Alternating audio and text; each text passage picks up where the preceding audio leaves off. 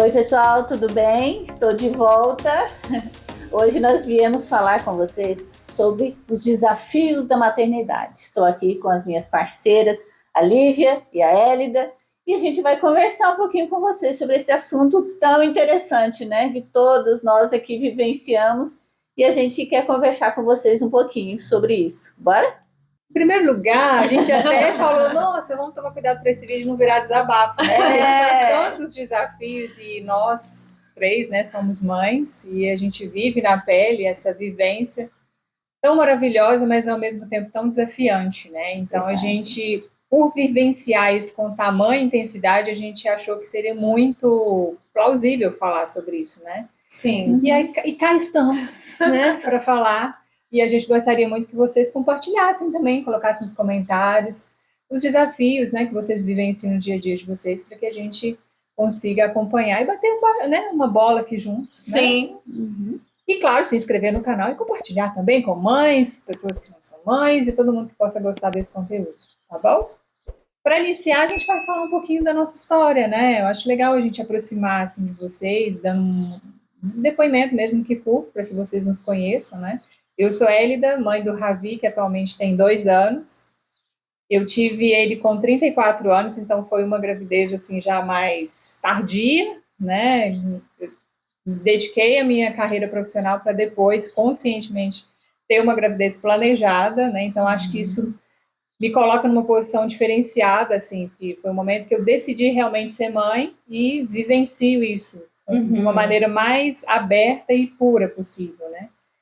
E o maior desafio que eu vivencio na maternidade, claro que tem os desafios diários, né, que todo mundo sabe, os pepinos diários que a gente vive, mas eu enxergo a maternidade como uma missão maior, assim, o meu desafio mesmo da maternidade é a questão da educação, né, quando você se dá conta de que você está criando uma pessoa com valores, que vai atuar aí no mundo e que vai tomar decisões e, de certa forma, vai influenciar essa atmosfera que a gente vive, me dá um certo, opa, peraí, né? Então eu preciso pensar mais sobre isso. Até porque eu concordo plenamente com você quando você falou da educação, porque é a parte mais difícil, né? É o mais difícil, porque a gente educa para o mundo, né? Os filhos não são da gente, eles são do mundo.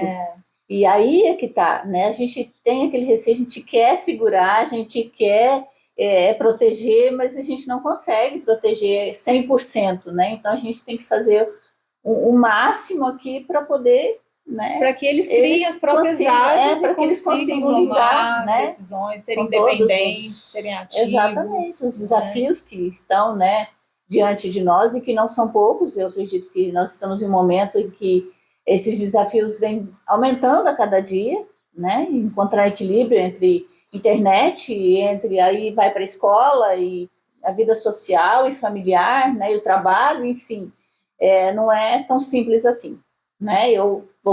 Já que eu estou falando, vou falar da minha experiência, né? Eu sou a mãe da Maria, a Maria tem 20 anos, e mãe da Ana, que tem 12. Então, tem uma diferença bem grande entre as duas aí. E para mim, hoje, o meu maior desafio é realmente conciliar, né? A questão do tempo com a educação, com o trabalho, né? Tudo isso, todos esses papéis que a gente vivencia no dia a dia, né? E que quem é mãe sabe disso, o quanto isso é realmente desafiador, né? Você encontrar o caminho certo, porque o que a gente quer? A gente quer educar o filho para o bem, para que ele seja uma pessoa correta, para que ele seja uma pessoa, né, de caráter, e é esse o desafio, né? Então a gente encontrar esse meio termo de conseguir, né, levar eles para esse caminho aí. Eu E sou você, Lívia? Diz aí. Eu sou Lívia, mãe do Pedro de 11 anos e do Lucas de 6 anos, e eu entendo que hoje o meu desafio já foi há um tempo a educação, eu pensava como a Hélida, hoje o meu desafio é o tempo, né? É alinhar tempo para educar uma criança e um pré-adolescente, juntamente com os meus afazeres, com as atribuições da nossa profissão, que estamos até nesse projeto pessoal, porque a gente aposta, né, que é importante para a nossa individualidade, né, para a gente. Então, para mim, hoje, o grande desafio é aliar, né, tentar aí um tempo para curtir os filhos, mediante tantas demandas que nós temos, profissionais e outras demandas, como tarefas domésticas, cachorro, marido e doutorado. Né? Eu estou fazendo doutorado, que é um outro filho, eu falo que é meu terceiro Ela filho. é o terceiro filho, com certeza. E quando a Hélida comentou do projeto dela, né, de já ter um desenvolvimento na carreira para depois assumir a maternidade, quando eu fui engravidar do Pedro, foi quando eu pensei, maternidade, mestrado. E na época eu procurei terapia, eu fazia terapia, meu terapeuta falou, Lívia, são 2 projetos lindos, mas bem diferentes. Né? Então o que eu fiz? Foquei no mestrado e depois foquei na maternidade. Tanto é que eu foquei na maternidade 10 anos e agora não, ano passado que eu retomei para o doutorado. Então, a história que as crianças já estavam maiores, mais independentes, porque era um outro projeto, um outro filho que eu queria ter, mas eu também queria ser mãe, queria curtir essa maternidade, que é muito bom, né? A gente tem os desafios, mas nós também temos muitas alegrias, muitas realizações. E você que está nos assistindo, já se inscreveu nesse canal? Fala aí, para você, qual é o maior desafio da maternidade?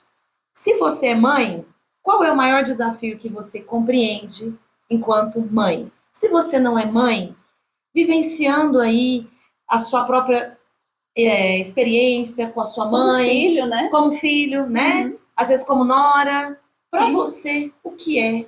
Quais são os maiores desafios da maternidade? A gente tem que pensar também nas mães que adotam, né? E aí já puxa o assunto dos papéis, né? Eu acho que é importante aqui a gente falar, quando a gente está comentando sobre maternidade, a gente está falando muito da pessoa que ocupa aquele lugar, né? Porque hoje em dia a gente tem diferentes configurações familiares que nos permite pensar que não é só a família, mãe, mulher, esposa, que tem um marido, né? A gente está diante de um contexto que realmente abre possibilidades diferentes de contextos familiares, e aí a gente está falando então da pessoa que ocupa esse papel, que ocupa esse lugar, né?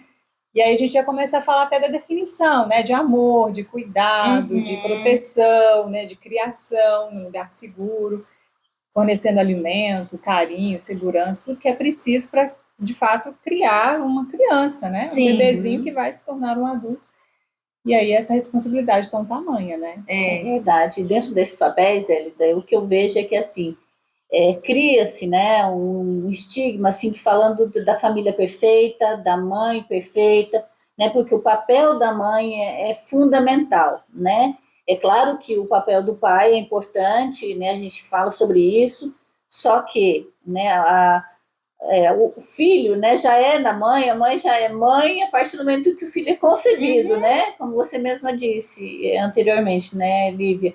O pai, ele vira pai quando ele pega o filho no colo. Então, o nosso papel já tem uma ligação com o filho, uma responsabilidade que é inerente ao papel de mãe, né? É inerente. Então, a gente às vezes fica preso naquele estigma de falar assim, nossa, perfeita, família perfeita, a casa sempre limpa, com os filhos arrumadinhos, né? Tudo ali, aquela família perfeitinha. A gente sabe que não é assim, né? No dia a dia, na prática, não é assim. A casa não está arrumada todo dia, as crianças não estão arrumadinhas todo dia. Tem dia que não dá tempo, a questão do tempo também, né, Lívia? A gente não está disposta a assumir o papel todos os dias. Tem dias que você está, né, plenamente mãe, tem dias que você não está. Tem dia que você quer ser né? filha. Tem dia que Você você quer ser cuidada. filha, exatamente, né? Você quer ser um colo, cuidada. você quer colo da sua mãe, você quer um colo de amiga. Né? Exatamente. É bem nesse processo. E é um processo, né? A gente tem que entender. A gente estava conversando sobre aquela questão da mulher, ser vista guerreira. Não, eu não sou guerreira. Né? Eu luto, sim, eu quero, mas eu não tenho superpoderes, né? Sou uma pessoa real que tem suas dificuldades. Eu acho que é muito mais essa questão de a gente se olhar como uma pessoa real, uma pessoa que tem dificuldades, uma pessoa que tem suas fragilidades, né? E que a gente também, como você disse, precisa de colo, precisa ser cuidada, enfim. Parar de romantizar. Romantizar a maternidade. Exatamente, né? Porque tem muito isso, né? Aquele arquétipo, né? Que a maternidade, a pessoa transcende, a maternidade é só alegria, é só luz. Quem aqui já amamentou sabe o quanto é difícil. Né? né? Minha primeira gestação, eu tive problema de inflamação. Eu amamentei, mas eu sentia dor. Eu chorava para amamentar. Tem gente que tem mastite. E aí a gente romantiza como revista. E eu lembro que eu conversava com uma amiga, ela falava assim, mas você acha que você vai ler livro e o bebê vai ficar ali no berço igual na revista Caras? Que o bebê não vai chorar, né? Então, assim, muitas vezes a gente romantiza essa figura, essa maternidade. Quando você falou da questão das fragilidades, Cris, me lembra um livro que eu vi, a capa não li, mas que eu achei que me chamou a atenção, que chama A Culpa é da Mãe, de uma psicanalista que escreveu. Porque qualquer situação que acontece, gente, grande parte, se ocorrer um problema na escola, quem que a professora chama? A mãe. Né? O adolescente teve um problema com algum processo na lei, infringiu a lei, quem que a polícia chama? A mãe. O próprio filho, Lívia, caiu, machucou, ele chama a mãe, é automático, né? É verdade. A maioria das vezes. Às vezes você está no quarto estudando, como acontece comigo, o esposo está lá na cozinha, meu filho vai lá no quarto, bate na porta e fala, mamãe, eu quero leite. O pai está ali na cozinha. Né? Entra na questão da doença que você falou. Às vezes a criança está doente, o que ela quer? É a mãe, né? É a mãe, justamente por esse lugar de aconchego, de proteção que a gente traz, né? O vínculo, né, que ele estabeleceu com a mãe, né? Que não que seja ruim também, né? Eu acho que a gente está colocando aqui a maternidade, né, no sentido, assim, de que a gente não deve romantizar, mas claro que a gente deve valorizar os pontos positivos também, porque é uma experiência muito maravilhosa, linda, maravilhosa de ser vivida.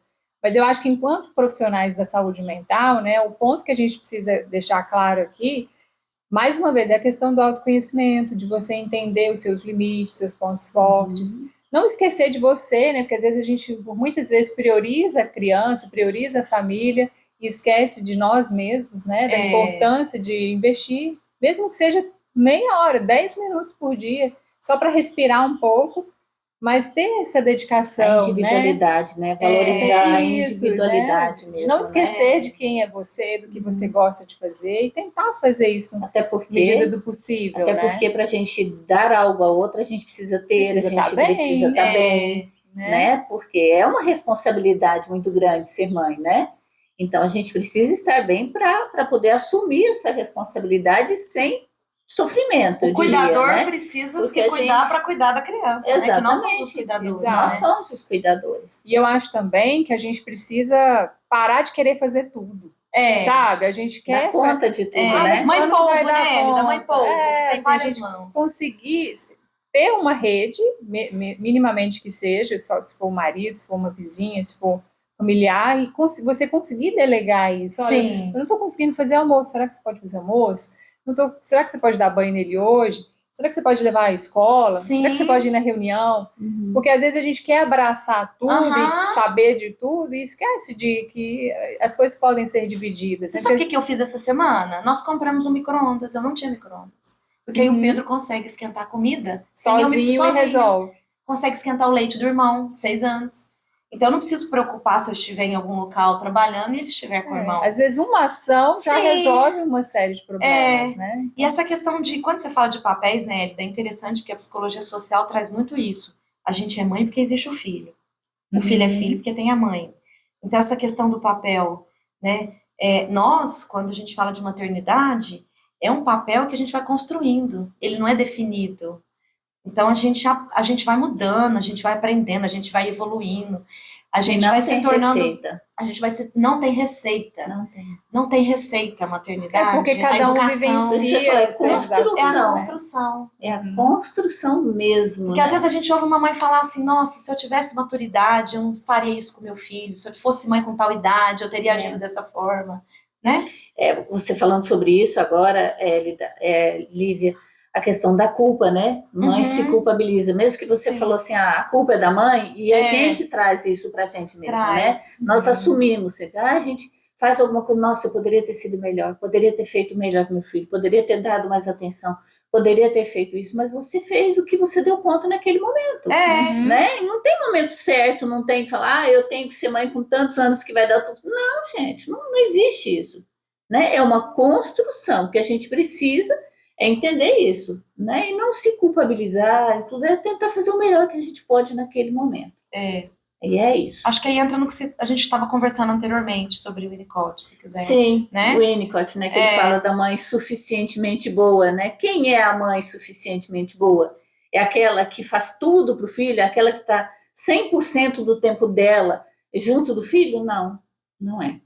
É a mãe que consegue realmente encontrar esse equilíbrio, né? E que consegue trazer que o filho entenda, inclusive, frustrações, né? Que ele entenda um não, né? Ele tem que entender que a mãe é um ser e ele é outro, e que a mãe não está ali, né? O tempo todo, 24 horas. É assim que a gente ensina ele para a vida, né? Fazendo com que ele entenda essa diferenciação e que entenda que não é tudo ali, o tempo e a hora, eu quero um leite agora, então é agora, eu vou sair correndo, né, e tal, para satisfazer todas as necessidades imediatamente. Não é assim. E aí eu acho que um grande desafio nosso, isso me fez lembrar aquela conversa que nós tivemos essa semana, no início da semana, sobre, você falou, Lívia, o importante é conversar. Porque às vezes a gente fica pensando em colocar o filho em tal atividade, para diminuir a ansiedade, para poder focar. E às vezes o que o filho quer é sentar com a gente e conversar. Companhia. Só sua companhia. Né? Então, está com o filho? Está. Você está almoçando? Almoça. Aí entra naquele vídeo que nós falamos do estado. Do estar presente ali. De flor. Estado de flor, né? Você tá de corpo e alma. De corpo e alma. Você está brincando com seu filho? Você está chutando bola? Chuta com alegria. Envolve. Para ele saber que você está ali. Porque eles percebem quando a gente está ali. E quando não tá. E quando não tá. Eles percebem. Exatamente. Né? Mas é isso, né? Ok. Nossa, que bom, conseguimos. Conversamos muito, né, gente? Mas a gente espera que vocês tenham gostado, tenha trazido alguns assuntos aí, se você acha que ainda faltou alguma coisa, se vocês querem conversar mais sobre esse assunto, falam pra gente aí, tá bom? Então não se esqueçam, tá? De se inscrever no nosso canal, curtir os nossos vídeos, tá? Seguir o nosso canal lá no Instagram, fechou? Sim. É isso, né, meninas? Até o próximo vídeo. Tchau, tchau.